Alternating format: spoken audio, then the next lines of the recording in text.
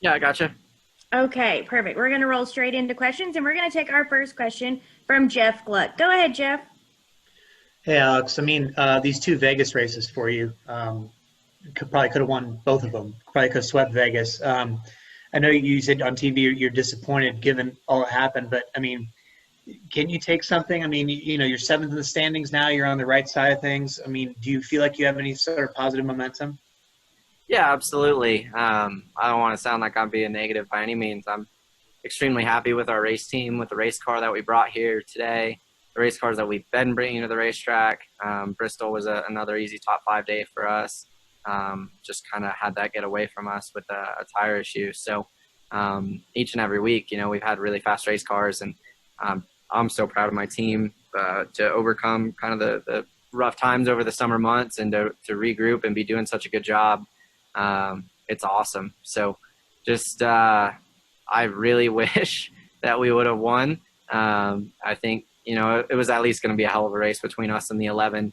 I really felt like I knew what I needed to hold them off. I made a dumb move and basically let him go when I gave up the lead to him that one time. And, the previous run to us pitting, I tried to let him get away from me a little bit to get some air on the nose to keep the tires on it, and felt like we were inching back to him. So I knew we were at least as good as him, and we were going to make a race out of it.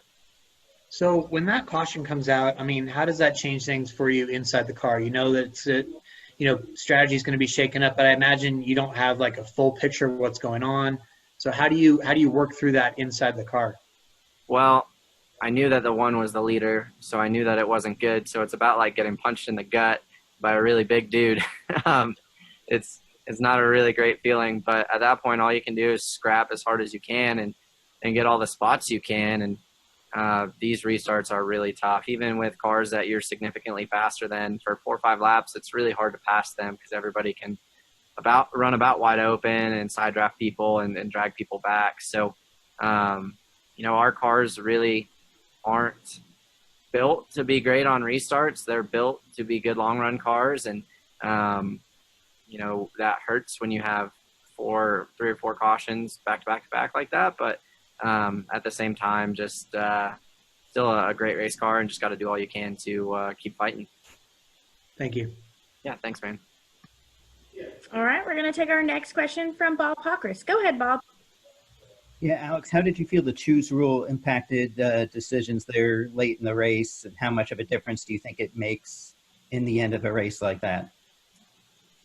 Yeah, it's interesting. I don't think it made a huge difference one way or the other. The bottom went better than I thought it would at times. Times that, like, when we restarted, when we took the lucky dog there and restarted on the top, I thought I could make a lot of momentum on the top and run wide open and drive around some guys, and even some really slow guys. I couldn't pass them. So I feel like, it makes a difference in the sense that some people make some different decisions or end up in different lanes, but I don't think the race was significantly different because of it. I think people just kind of were able to control their own destiny a little bit more. Thank you. Yeah, man, just trying to run top 5 since you said we haven't been running top 5 this week. Do what I can. Motivation, Bob, motivation. All right, we're going to take our next question from Jordan Bianchi. Go ahead, Jordan. You kind of touched on this a little bit, Alex. What's the mindset going to 2 racetracks, competitive at both of those, opportunity to win? Is it looking for a win? Is it trying to get points?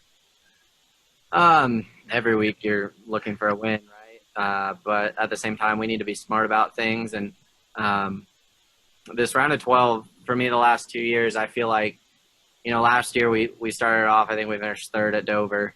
And then I think Talladega was the next race again, and we crashed there and proceeded to not have a great day at Kansas. So I feel like in the past I have kind of tried to throw haymakers in the round of 12, where I think this year we just need to execute each and every week, not do anything dumb, finish where we're supposed to finish, and we're plenty capable of making the round of 8. So the one car winning makes things significantly harder, but at the same time, we just got to go collect points each and every week, take wins if we can get them, but not throw away a solid top 5 for a win and end up with nothing.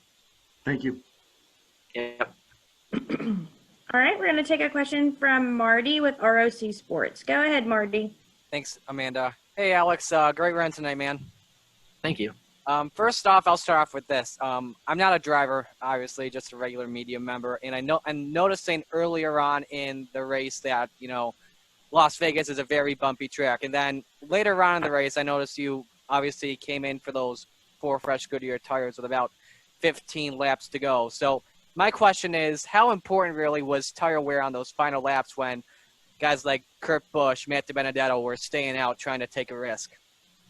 Yeah, I think we were on the same tires as the 1 and the 21. So I think the 11 was on 2 tires maybe.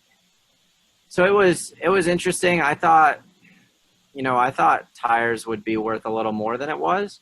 But at the same time, those restarts, once tires cool down, you kind of get some grip back for a little bit. So on long runs, tires were huge, but when it's just a couple short runs here and there, when the tires have a chance to cool down, it's not as big of a deal.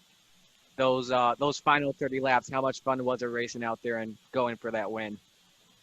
Yeah, I get the fun word a lot in cup racing, and yes, things are fun, but man, it's stressful, and I want to run well so bad that I'm already picking apart every wrong decision that I made over the entire course of today's race.